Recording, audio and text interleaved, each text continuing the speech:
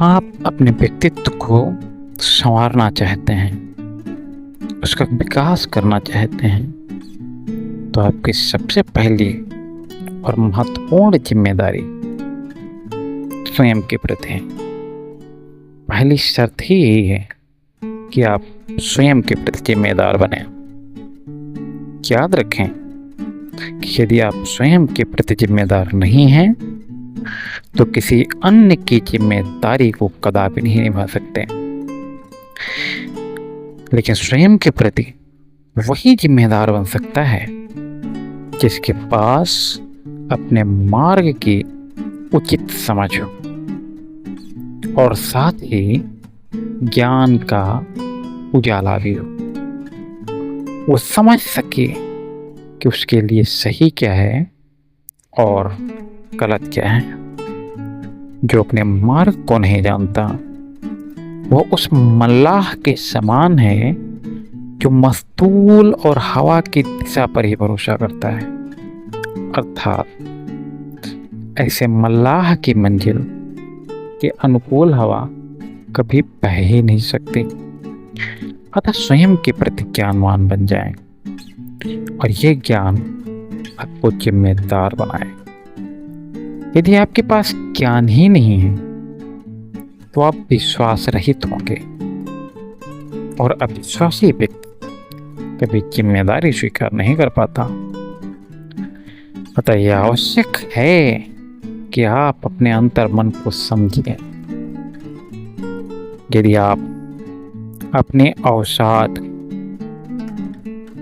उदासी, दुख के बारे में बात करते हैं तो हर कोई इस पर विश्वास कर लेता है।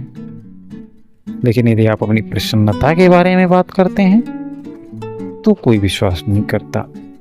सबसे ज्यादा दुखी केवल मनुष्य ही होता है, पर वो चाहे तो हमेशा प्रसन्न रह सकता है। पक्षियों से अधिक प्रसन्न, वृक्षों से अधिक प्रसन्न, क्योंकि मनुष्य के पास एक ऐसी चीज है जो वृक्ष व पक्षियों के पास नहीं है। वो चीज क्या है? मनुष्य की चेतना। मनुष्य अत्यधिक प्रसन्न और अत्यधिक अप्रसन्न भी हो सकता है। वो चुनने के लिए स्वतंत्र है। प्रसन्न होने का मतलब है कि आपके जीवन में बुनियादी परिवर्तन, एक बृहद परिवर्तन, क्योंकि खोने के लिए समय नहीं। अतीत को समाप्त कर देने से आप तरोताजा होने लगते हैं।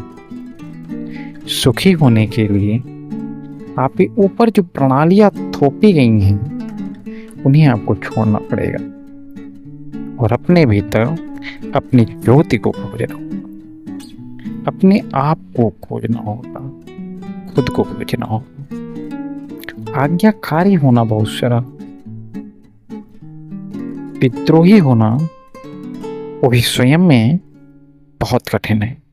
लेकिन विकास की शुरुआत तो कठिनता से ही होती है। एक अखंड व्यक्ति हो जाना दुनिया में सबसे कठिन है, क्योंकि आपका अखंड व्यक्ति होना किसी को भी पसंद नहीं होता। कोई नहीं चाहता कि आप आत्मनिर्भर रहें, इसलिए आप प्रसन्नता से वंचित होते रहते हैं, दिशा को खो देते हैं और स्वभावतः ध्यान असंभव हो जाता है। यदि आप प्रसन्न रहना चाहते हैं तो एक अखंड व्यक्ति बन जाएं और स्वयं निर्णय लेने की क्षमता विकसित करें। बहुत समय ऐसे आते हैं कि आप अवज्ञाकारी हो जाते हैं, हो जाए। बहुत समय ऐसे आते हैं जब आप विद्रोही हो जाते हैं, हो जाए। इसमें कोई अनादर नहीं है। अपने माता पिता के प्रति आदर का भाव रखें, लेकिन आपकी सबसे बड़ी जिम्मेदारी आपके खुद के प्रति बनती है।